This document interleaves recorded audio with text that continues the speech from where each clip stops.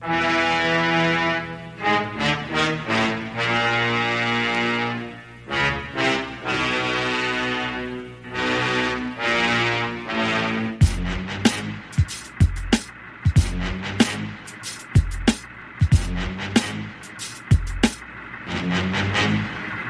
you didn't have hands and you had to have something on the ends of your arms, what would you choose?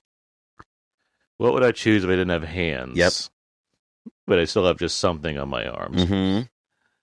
I don't want to be lazy and just replace it with like something that's still finger-like. So let's see. What else could I do here? Obviously, we're talking about a certain thing. Uh-huh. So I don't just want to do like T-1000 arms. So will be spoons. Okay, spoons. Spoons. I feel like because I could dig.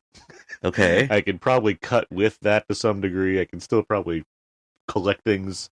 Well, obviously I get a spoon. Obviously I can collect things. I think like spoons would be in this scenario. I think I'm gonna go spoons. Interesting. I was thinking like pincers, like not Oh, like a bug pincers. Yeah, like a bug pincer. So you could still pick something up. They're still useful. Their hand, like they're just not hands. Gotcha. You know, there's still sort of room for you to flop. So you're like the fly. In a way. Yes. Yes. Right. Yeah. Very good. I am Aaron Neuwirth. I am the editor-in-chief at We Live Entertainment, the co-host of Out Now with Aaron and Abe, and I am a huge Godzilla fan. My name is Terence Johnson. I am a writer at LittleWildTour.net. Well, I own LittleWildTour.net. I'm not just a writer. And I've seen some Godzilla movies. And together, this is Two Black Guys Talk Godzilla. Feels like it's been a minute since we did this. Yeah, it does. That's why I was like, a writer. No, Stumbling on our intro. I am the owner, editor-in-chief, creator of the site that I write for, yes. By the time you do hear this, it will have been a minute since we've recorded this episode, which means we have no idea how what I assume our amazing panel at LA Comic-Con must have been like. Yeah, I'm sure it was already. I already know it's going to be wonderful and amazing, and we'll meet lots of cool people, and we'll have a lot of fun. Even us saying that, there'll be like several episodes before this one that comes out that'll have experienced our LA Comic-Con episodes. But relative to the one we're recording this, it's getting closer, and it's something that we're certainly looking forward to planning out. This will come out that weekend, actually. Oh, okay. This episode? Yes, 9/26. Okay, well, then we are very relevant. Yes. Our discussion here. Regardless, we are in the middle of the summer, and we are getting pretty close to the end of the show era. Mm-hmm. Obviously, we've outside of Destroy All Monsters and Ghidorah, we had like kind of an off and on because we had Ibira and Son of Godzilla. Oof. Then we had Destroy All Monsters, which we were looking enough to see with a crowd, which was fun. Yes, which was fun. And then we had we had Attack All Monsters Attack, but we kind of delayed that one because we saw Son of Godzilla. We watched some of these out of order. Just to prepare for just because it's Destroy All Monsters. But then we got to All Monsters Attack, which was a rough patch there. It was, but fortunately we got to Ghidorah after that, which I feel like I don't think you were wavering on the podcast, but I certainly was. I knew you wouldn't be too excited after seeing specifically those three movies. Yeah, Ghidorah just broke my brain. Ghidorah brought you back in a different kind of zone again. It just broke my brain. It just broke my brain. So now we're back in the Jun Fukuda era, though. Yes. With Godzilla vs. Gigan, 1972's entry. As opposed to Ghidorah, which took it took 2 years after All Monsters Attack came out to get to Ghidorah. This one starts what is pretty much just a straight run of yearly Godzilla films, leading into the end of the era.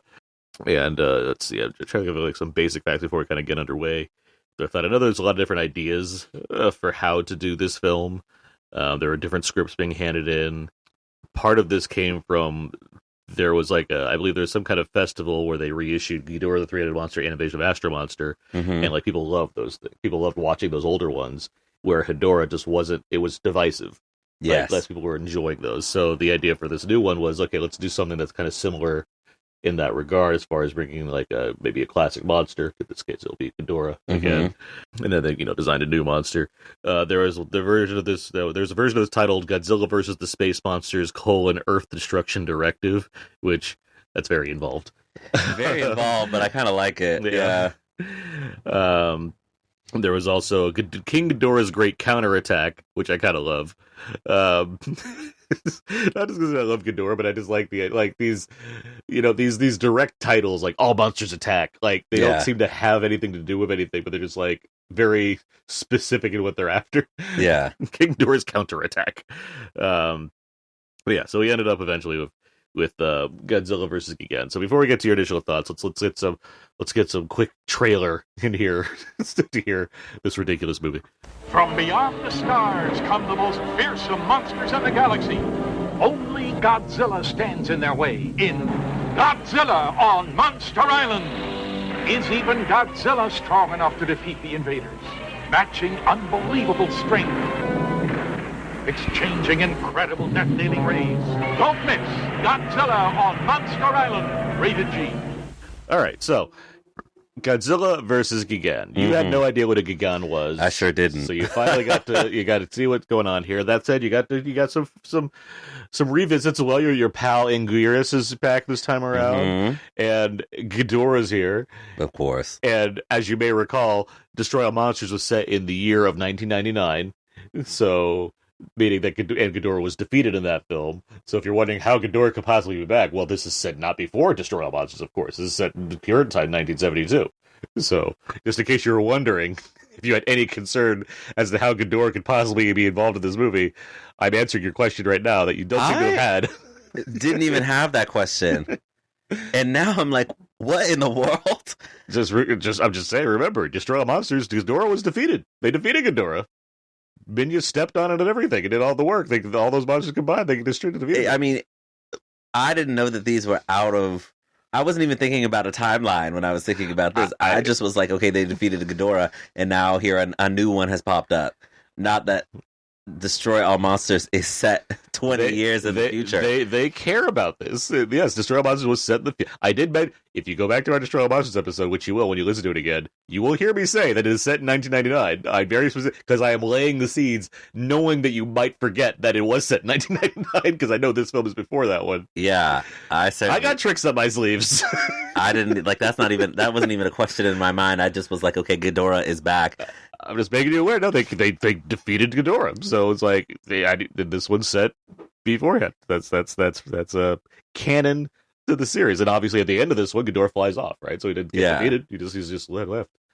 That said, in the realm of this era, this is the last time we're going to see Ghidorah up until the Heishi era in 1990, I believe 2 or 3 at this point. Okay. 91, I believe actually. So. We get some time off from Ghidorah for a little while here. But Ghidorah is a fan favorite. So. It wasn't even a question in my mind, so that's wild. I didn't know what a Gigan was. And now you do. Now I do, and I told you I had a bold proclamation to make. Okay. Gigan is going to be the villain in Supernova. That's what you think? Yeah. The red visor part, and then like the super in the low, it's got to be Gigan. I wouldn't. I'm sure there's other space monsters that obviously can come into the series, but that feels like such a and how he's formed in this one essentially is Supernova-esque. I wouldn't be surprised. I think there's still room for a possible space. I'll put it this way: it'll be easier to say the words Gigan than have like this guy say the words Space Godzilla. Yeah, because it's such a ridiculous statement for like an English cast. Be like, what are we calling it? Space Godzilla. That's the only name we have. Yeah, I just it feels like it's got to be. I think Gigan makes a lot of sense. And yes, it does have its extraterrestrial origins and what have you. So we can come in 2020. Well, I'm sure we'll find out whether or not the villains are actually cockroaches in the Supernova. We'll see. I'm sure we'll find out next year who the actual villain of the Godzilla. But that's I can support this claim. I do think that's a plausible one. There's room for others. We'll see. I'm certainly very curious, but we'll see. And Gigan's a favorite as people like Gigan quite a bit, especially just based on the design of this thing. Gigan was This won't be the last time you see Gigan. Yeah. Don't worry. In terms of this movie, overall thoughts. I put this. It's not bad. Okay. I put this in sort of like the middle of the pack in that there's good elements, and the good elements are keeping me going, but there's something in the execution of it that I don't necessarily love. Like, whereas last episode with Ghidorah, it's like, I might not 100% love the execution, but it's such a strong vision that it's like, okay, I will give into the fact that the fights are slower because this whole thing is of a certain pace. It's of a certain vision. And here, I'm kind of like, okay, there's some things in the execution of this that just like, I can feel the budget, right? Like, I can feel that they want to keep the budget low, so we're reusing particular shots from other movies. Like, I specifically recognize stuff from, I think, Ghidorah, the three-headed monster, of like Godzilla getting zapped in the stomach and doing like the same hand. It's like the same exact shot. There's about 7 minutes of reused monster footage. And you can tell. Yes. This is that time. The budgets are very low at this point. Yeah, in a way that I think takes away some from the movie, because you have there's freshness with Gigan. Yeah, it's a good creature design. But like, when I'm like, oh, I saw Godzilla, because I'm thinking specifically to the audio clip that we posted on TikTok that is literally a clip from that movie of him getting right. So it's like part of it comes from the design of Ghidorah. The thing is, Ghidorah, people love Ghidorah, but it's huge and it's costly to make that. Yeah, I'm sure it's cumbersome. So and the special effects team has dwindled at this point for Toho. So like, they don't have especially after the main person passed away, they just don't have the same team anymore. And so, and you can see in the movie, the new footage of Ghidorah, it's flying or it's on the ground. It's largely on the ground, and it's largely not doing a whole lot by comparison. Usually, Ghidorah's a pretty feisty customer. Yeah, this time around, because they don't have just basically the efforts of a full team, let alone the budget to keep doing it. I can see why. Doesn't mean I excuse it, but I can see why they use more footage, because they just don't have the strength. Yeah, but to actually complete new Ghidorah action sequences. Yeah, that's what I mean by execution, because it's like the plot of this is human plot of this is functional. Right. It feels like a plot that's 60 minutes, but the movie's 90 minutes. I really was like... It feels like they run out of story to tell. Well, yeah, and also because you're just like, at some point, are Godzilla and Gears going to get out of the water? They're in it a lot. Like, and so that's what I mean by execution. So, like, this is well-meaning enough. I do like the design of Gigan. I think the irony of that though, like the fact the story...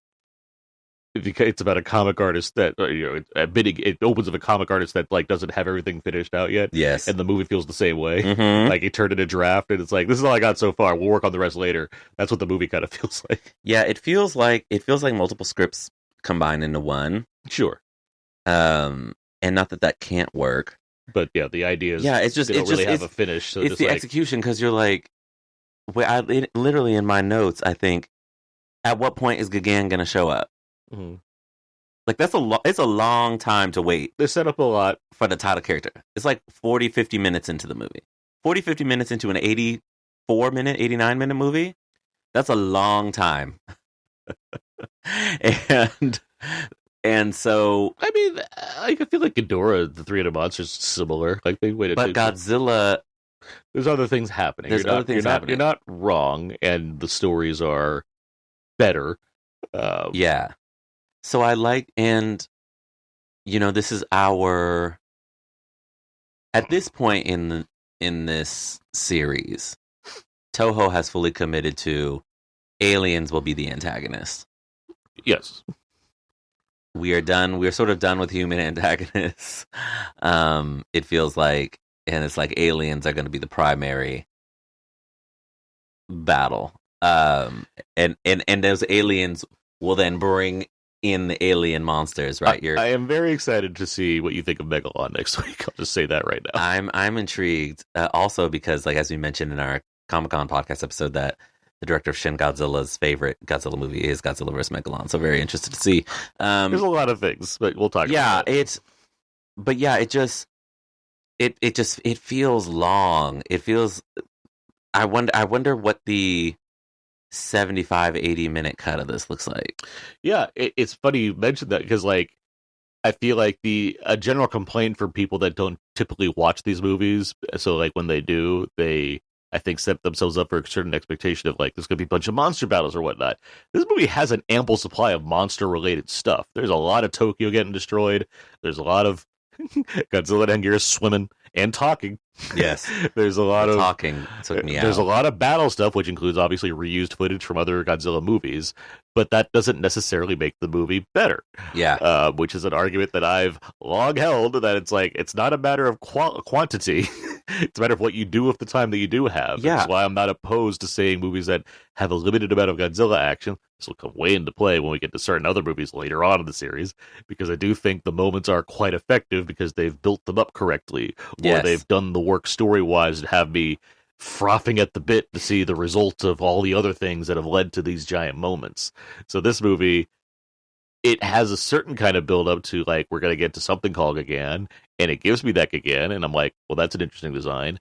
But then you're kind of like, what else you got? Because the story pretty much ends by an hour. Like, after that, it's just a matter of, we got to do one thing, which is blow up this thing, and then what else? That's it. Like, they'll just fight a bunch. Yeah. A question I wrote down: can a film have too much destruction? And my answer would be yes. And this is a great test case to what you just said. Mm-hmm.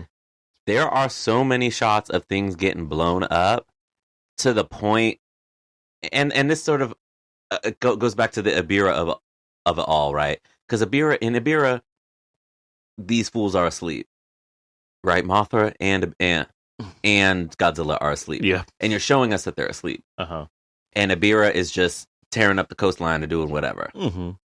And we're kind of just like, at what point are we going to get to the root of the problem, right? And there is human stuff going on. Yeah, but yeah, I mean, but just like the monsters. And so, but here it's sort of the same. It's like we are watching Gigan and Ghidorah lay waste to Tokyo. Mm-hmm.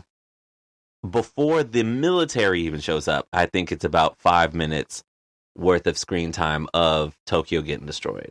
At least Godzilla and Anguirus are very awake, though. They are on their way. But they're just on the way. Yes. It takes and a while. they're just on the way.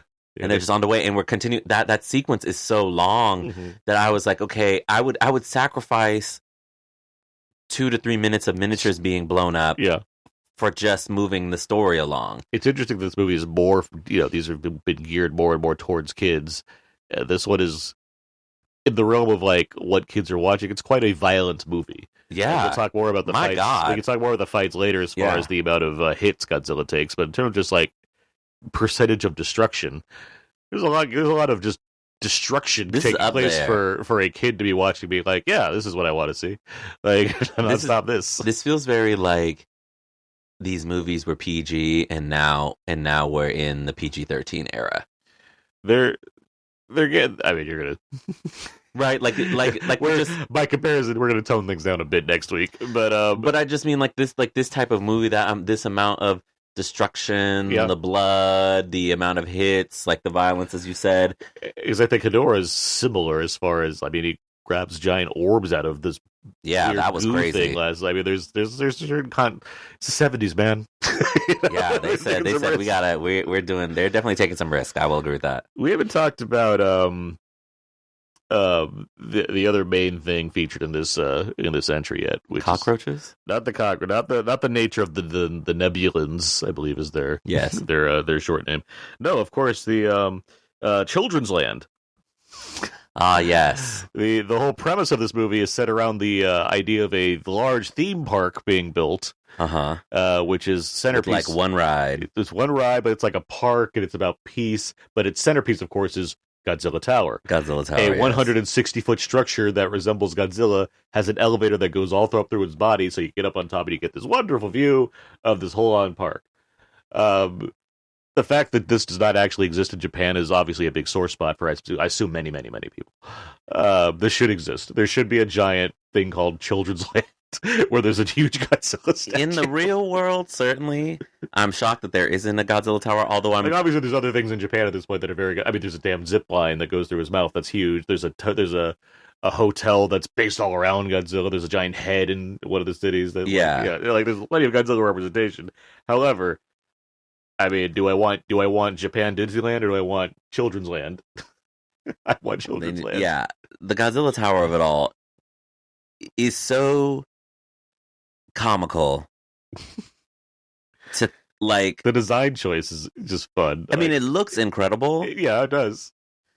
The Godzilla, it's just the thought of building a theme park around a monster that has been tearing up the world in your country specifically. I know he's a little bit of a hero now, but just like the thought of like let's make a Godzilla land is bonkers. It's absolutely bonkers. Yeah, it'd be like if you had some kind of reformed war criminal. Yeah. that like became a philanthropist and you're like I guess we're good now on good terms, but not only are we in good terms, we're going to build a monument to them that children play in because he represents peace. Yeah. It's definitely very that. I was just trying to think it's like it's like if we had like a Robert E. Lee land, which I'm sure exists somewhere in the South. It's probably it's near Dixieland, I'm sure. Just something. It's just so comical on its face, but the tower looks really cool. It does. Yes. It does look really cool. Yeah, it was the children's land of it all. As like the conspiracy, I know there's going to be a great conspiracy movie coming down the pike, which we have already seen. I love the conspiracy of it. I love how on its face it's like, oh, children's land, like how fun. And then you like hear the whole name of the corporation and you're like, something about this is a little off. And then they start doing investigating and you're like, okay, something about this is pretty off. And then you find out who they actually are. And it's like, okay, this is the type of wackadoo human plot I sign up for when I watch these movies. I do like that once again in a children's movie, the eventual result of Children's Land is that it's going to be laid to waste. Yeah, it's very easy to be. That's how we're going. It needed to be. It only had one ride. It would have been laid to waste by the people of Japan. They would have been mad. Mm-hmm. What do you mean spend all this money to come to this theme park for peace? And you only have a Ferris wheel. I guess I didn't say my thoughts on Gigan as a whole. I would agree with you as far as I put it lower in the pack, but I do admire a lot of things it does. Yes, I do think the Gigan design is interesting. We should describe it. How would you describe Gigan? I would describe Gigan as the giant alien from The Day the Earth Stood Still. Gort. Yes. I was like, Klaatu, but that's not, that's just what he says. With a pincer bug meets a sawmill. Fair enough. I look at it as like, what if Godzilla, but he had like a cool cyborg brother, and he has like wacky shades, and he wears like a jacket, and he's like a chimera. Yeah, it's got that kind of. Is that how it just right? Like where multiple creatures because it's got the wings. Yeah, it can fly based on like its wings and jetpack. It seems. Yeah, it's like but it and like claw. It has claw arms, metal claw arms. Mm-hmm. So yeah, that's what. Yeah. But yeah, I mean, so yeah, I like the creature design. The fact that Ghidorah's back, I'm like, I'm not against this. But then Anguirus coming back too. There's like, oh, that's fun. There's like it does have this kind of wrestling quality of like a tag team thing. Like I said, the story's so like minimal where I like what the story is. I just wish they had like more of a way to complete it. Yeah. Or the film was just shorter. But regardless, like, yeah, it's the stuff that holds the movie back for me. It's a step up from the kind of the terrible 3, Vabira, Son of Godzilla, and Monsters Attack. And I just generally like the tone of this. I do think it knows how to balance the fun with the, I guess, intensity of the destruction going on. There's a lot of it. I agree. There's too much of it, but I do think the fact that Godzilla becomes, there's a lot of obstacles he has to deal with before they finally start getting the upper hand in this match. I know Ghidorah, I said, was the James Harden Game 7 of fights with Godzilla. This was... I did not expect to spend so much time with Godzilla losing. And not that we haven't seen Godzilla lose, or we won't see Godzilla lose. But I'm talking like, I almost was like, this movie might end with like Godzilla laid on the ground and Gigan and Ghidorah flying away. And like, that's where the movie is going to end. And we will have to like pick back up in Godzilla versus Megalon. I thought we were headed for like, Godzilla is going to like, this is King Kong versus Godzilla-esque thing, but just like, we're going to come out of this with Godzilla actually having lost this fight and these two creatures flying off to God knows where to come back again at some point. It's a rough battle. And honestly, it was tough. Yeah, it's not unlike a certain Superman movie that we saw this summer, as far as it's being controlled from a distance, and every time it's being controlled, it seems like they just got the upper hand. They know what they're doing. They know how to counter every attack. Mm-hmm. They're split his head open. They're biting him or whatever. They're clawing him and everything. Yeah. But then as soon as they take out that tower, the control's gone. Hero starts getting the upper hand again. Starts figuring out what to do. Yeah, it feels that's an interesting comparison to compare to Superman. Yeah, because it felt. I don't even know if I necessarily felt the turn in the battle.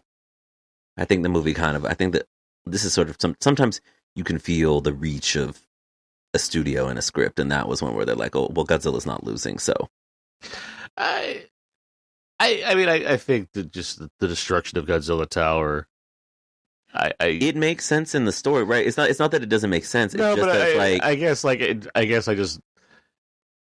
I look at Godzilla as a thing that's like it's unstoppable. It's Godzilla. He is unstoppable. He is immovable, despite the fact that yes, he's that's why I'm comparing it to something like Superman. Superman, I assume, is Superman. He's going to save the day.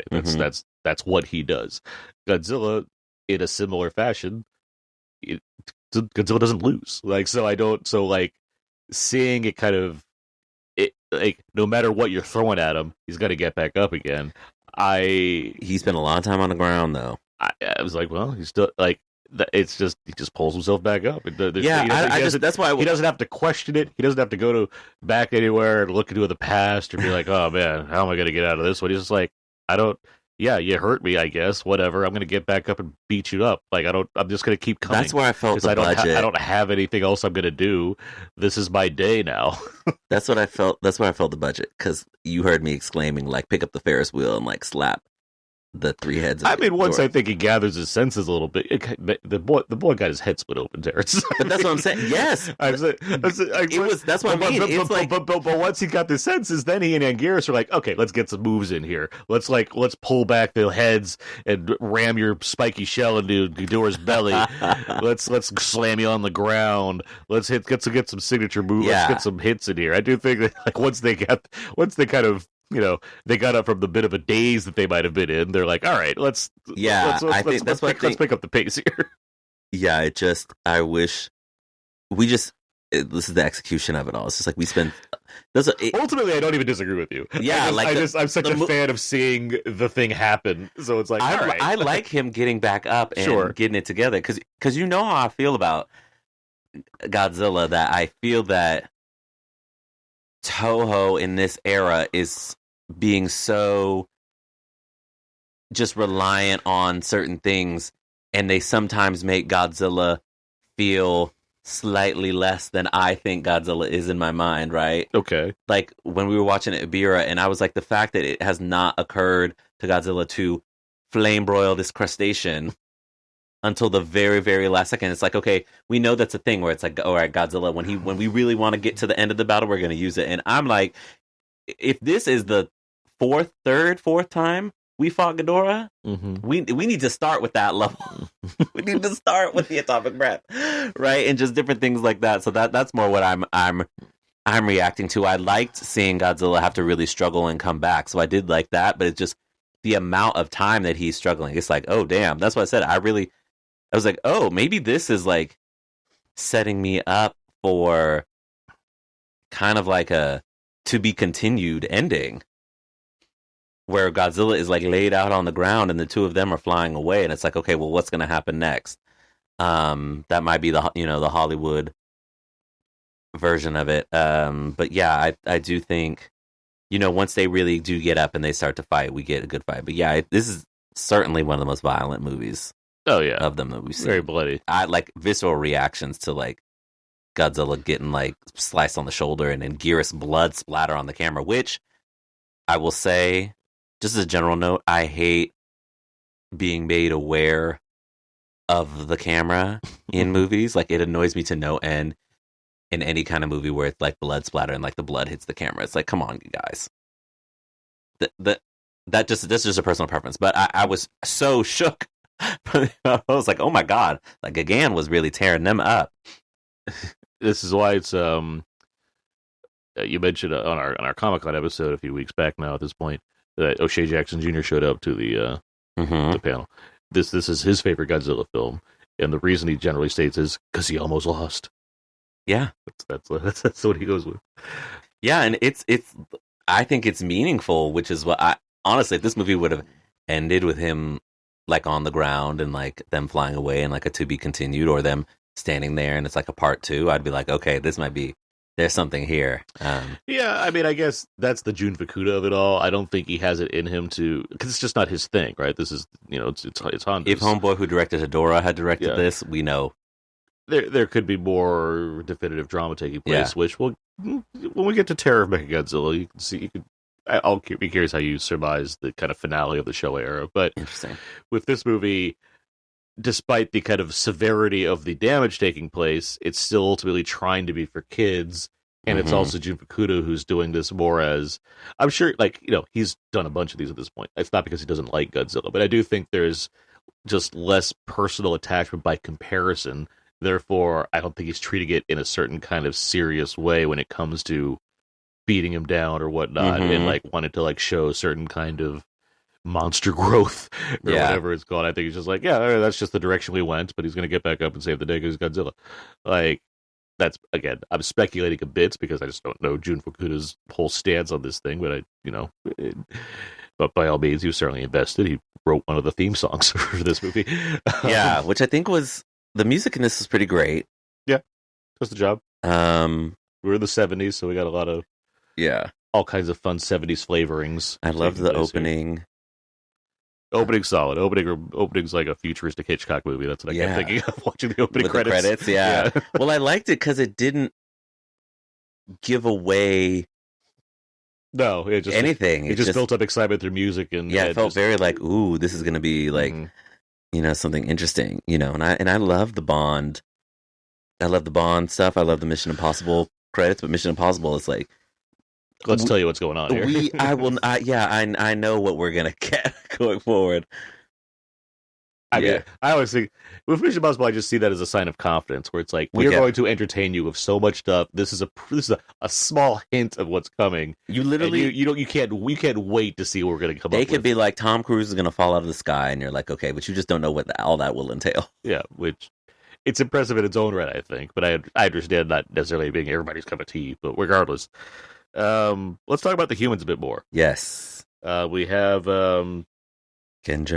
Genjo as our kind of our lead, our aspiring comic writer, manga artist. Yeah, manga artist.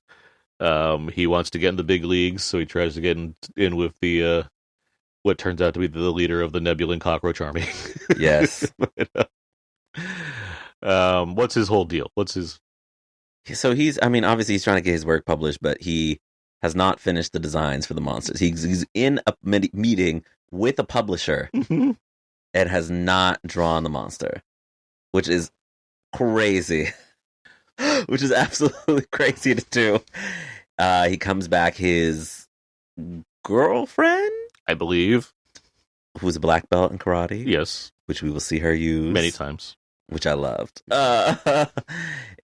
Tells him, okay, go meet with the folks at the Children's Land, and he kind of stumbles into some kind of stumbles into a conspiracy because one day when he's trying to go to the office, not a single soul who exits the doors is looking where they are going, and a girl runs into him and drops a tape. He picks it up. Then his boss and 3 goons run into him, and he is now thrust into the world of a conspiracy where this girl who he ran into's brother has been working for this company and said something about there's these two mysterious tapes and the brother is missing. I do like the kind of Hollywood influence that's clearly going on here. Mhm. This is very much like Hitchcock, Rogman stuff, paranoia thriller stuff. Although paranoia thriller was kind of like, not that there weren't any before. I mean, Manchurian Candidates before that, but not that there weren't any paranoia thrillers before the 70s. But certainly, it's coinciding with it quite well with things like 3 Days of the Condor and Parallax or what have you. So like, I like that this is a movie that's like, yeah, we're also throwing our hat in the ring in the regards of like shady businesses and innocent men that have nothing to do with anything. Caught average Joe's caught in the middle of all this kind of stuff. Yeah. It's fun to see that kind of rub off on plots like this, where it's like, how do we keep the excitement up when it doesn't involve giant monsters? Just a regular manga artist gets tied into a conspiracy theory involving evil aliens, and the way it just sort of like escalates with him and like his involvement, it is a little silly. I don't mind silliness. It felt maybe a smidge too silly, but like he inadvertently stumbles upon the room where the brother was being held and finds the lighter, and he's like, oh, I was looking for you, when the boss comes in, and it's like, and they go back to that sort of thing 3 times. Doing some really effective mirror work, I will say. Yes.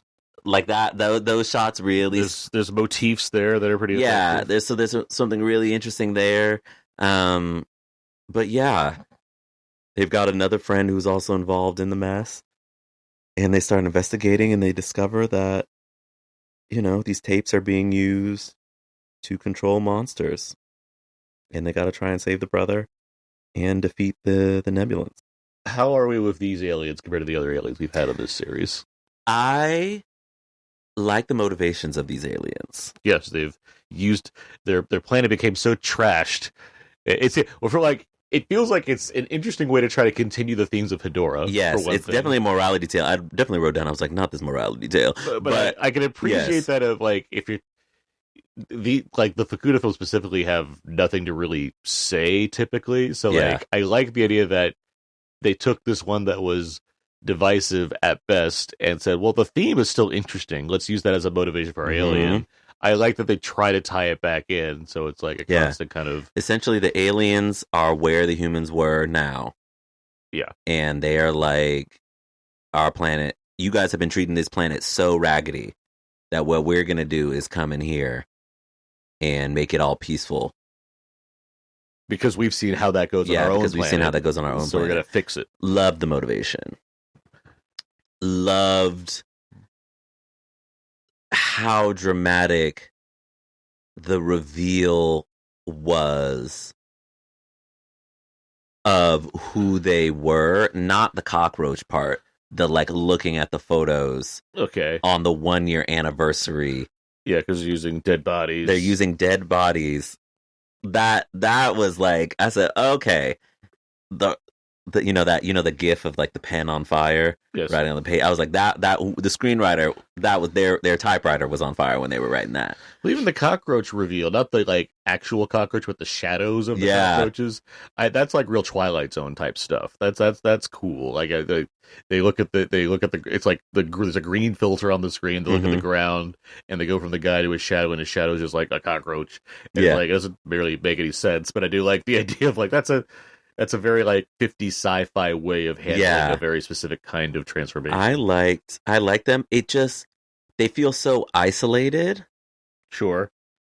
They feel so isolated, and it feels so condensed. And this is where I say you can really feel the budget, where it's like, if I think about something like Astro Monster or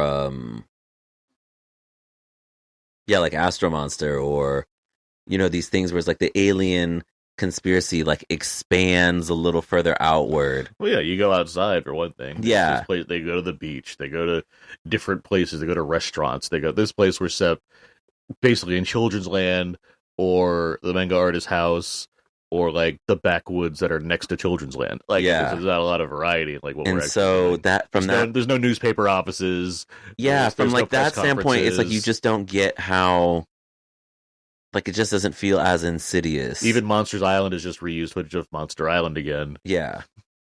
And they said, you will see these other creatures for 0.2 seconds, and then that is all we'll do. And you know who we really could have used in this movie? Mothra. even Caterpillar Mothra, just to something to slow the flying monsters down a little bit, or Rodan, but you know Rodan is so annoying. Rodan's not gonna help out. So yeah, and honestly, Rodan and Gigan on the same. I can just hear the jet sound doubled. Yeah, which would have driven me crazy. Yeah. But yeah, I like the aliens. I like what they were here for. They just are sort of. It's like a lower key thing because it's like, okay, this is great, but if all it takes to defeat your plan is to blow up Godzilla Tower, how good of a plan was it in the first place? I mean, they lost their entire planet, so I don't give them a lot of credit for a lot of things. I mean, yeah, glad they found a new way to come over, I guess. But you know, they were they didn't start on the best foot. Yeah. So yeah, I enjoyed them. But I do think I'd rank these below like the Zillions for sure. You know, they're Zillions and the Venusians. Oh yeah, the Venusians from which one was that? It was Ghidorah. Ghidorah, yes, yeah. Homegirl. Who's Destroy All Monsters? They're just like they're just the silver people. They're the silver people. Okay, look it up later. Yeah, I'll note that this is Haruo Nakajima's final appearance as Godzilla, as the suit actor, before retiring from the role. I do think I imagine a lot of effort to kind of keep doing that and over and over again, and being in you're a getting suit slammed on the ground, exactly, and you're getting older, at doing it. So certainly a heroic run. I mean, it started in 1954, it was 1972. Yeah, 20 years, almost 20 years. That's a good chunk of life to be, getting slammed, and that they were almost one a year. Yeah. For stretches there's like at least a number that are made every year, and somewhat thankless. I mean, I don't think you walk down the street necessarily and be like, oh yeah, there's the guy that plays Godzilla, even though I literally did that at Comic-Con by saying, hey, there's TJ Storm, the guy that plays Godzilla. Yes, but you know that because you're a super yes, I actually know that. The Kylax are the Destroy All Monsters. Yes. The aliens. I needed it. Yeah, there we go. But yeah, certainly, kudos to him on the icon, making Godzilla as iconic as it is. Mm-hmm. Anything else? We got a song at the end. Did you like the song? Loved the ending song. Okay. Absolutely. It's all about peace. I loved it. It was great. There's good music. There's good songs. The score for this film was composed of just reused Ifukube scores. I was wondering because I saw his name in the credits and I said, wait. Yeah, he didn't do anything here. We know for a fact that the movie before Destroy All Monsters is the last one, I believe, with the four godfathers of Godzilla. Mm-hmm. And so when I saw his name, I was like, how did they get him back for this? We're a little past that moment. So yeah. You do feel the budget in this. You do feel the budget. I will note that this film, apparently when it was released as a matinee for young children in Japan, it eventually received a TV-14 rating when broadcast in U.S. television because of the violence and some language apparently as well. TV-14, and that's pre. Honestly, that's pre. When did PG-13 movie rating comes into play after? No, I mean, there's TV-14 by the time we get to like today, or when they start doing TV ratings on the screen. Okay, which is still it's fairly later on, but. Yeah. So he knows. The last thing I think we should talk about is, of course, speaking of talking, Godzilla and Anguirus have a conversation. Have a couple conversations. This movie. They have comic book outlines of words appear on screen, and then they're speaking to not even speaking. You hear sound effects, and that's translated through the comic book imagery on screen, which of course we didn't get the subtitles for. I am aware that in the American dub version, because I've watched it, the American dub version, you get this like grimy version of them saying the same words, like "Anguirus, we must go." Like that's what it's trying to do. But yeah, here we get them talking to a degree. Ridiculous. I think I would have preferred the way that it did it when we had Rodan, Mothra, and Godzilla having that conversation. Just subtitle it. The comic lettering of it all sort of takes it out of the. The comic lettering of it all is what makes it feel like okay. Like it's so ridiculous. I think it's cute. I didn't need cute. We just acknowledge, just they're having a conversation. That's fine, and just put the subtitles on the bottom of the screen. Because it's the fact that they're talking to each other that is the joke. It just felt like it's too much. It's doing too much. Just doing too much. Yeah, right. It's still enjoyable. I do enjoy getting to see them talking and communicating in a meaningful way. Sure. But yeah, to get across the idea that they need to go now, hurry, faster. Yeah, he kept being like, Anguirus, swim faster. You right there. You going the same speed. Because he's keeping his pace. My gosh, you should have. He could be swimming faster. But Yeah, and he should have because it took him too long. This turtle guy slowed me down. Tokyo there is one building left in that city. He doesn't care about no Tokyo. One building left in that city. He doesn't care about the city. He's just like, all right, these are alphas here. I got to take care of them now. I guess I don't care about the city. The city, was the city done for Godzilla lately? Ridiculous. Absolutely ridiculous. All right. I think we've talked plenty about Godzilla versus Gigan. Yeah. A film that was enjoyable, I would say. It was. I look forward to seeing Gigan in 2027 when Supernova comes out. Well, I look forward to seeing if that proclamation comes true. I look forward to next week's show as well, or 2 weeks from now show as well, when we finally deal with Megalon and another fan favorite character that I have not mentioned at all yet. Okay. But you shall see. And I don't know who that is, so I look forward to experiencing it. Exactly. So, with all that said, where can people find more of you online? You can find my work at the site that I own, lenoirtour.net, and on Twitter and Instagram at Terence B. Johnson. You can see everything I do at the personal Substack page, dakotazeek.substack.com. All my movie reviews end up over there. I co-host Out Now with Aaron and Abe with my friend Abe Mua. We talk about the weekly movie releases with various guests and have a lot of other fun bonus episodes as well.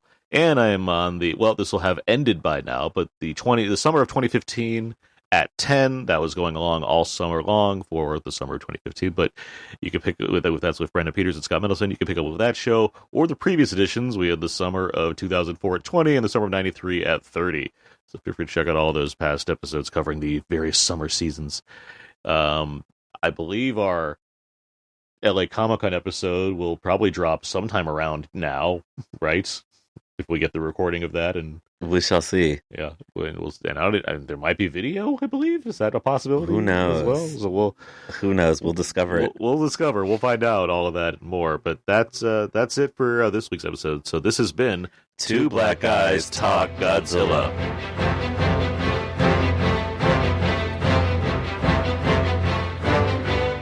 Two Black Guys Talk Godzilla is an independent podcast. This show is produced, edited, and distributed by Aaron Neuwirth and Terence Johnson. Theme music is sampled from Feral Munch. Please rate and review this show on Apple Podcasts. Feel free to email us at blackguystalkgodzilla@gmail.com and follow us on all the socials at BLK Godzilla Talk on Twitter and Blue Sky and at Two Black Guys Talk Godzilla on Facebook and Instagram. And if you haven't already subscribed, feel free to do so wherever you download your podcast so you can keep listening to Two Black Guys Talk Godzilla.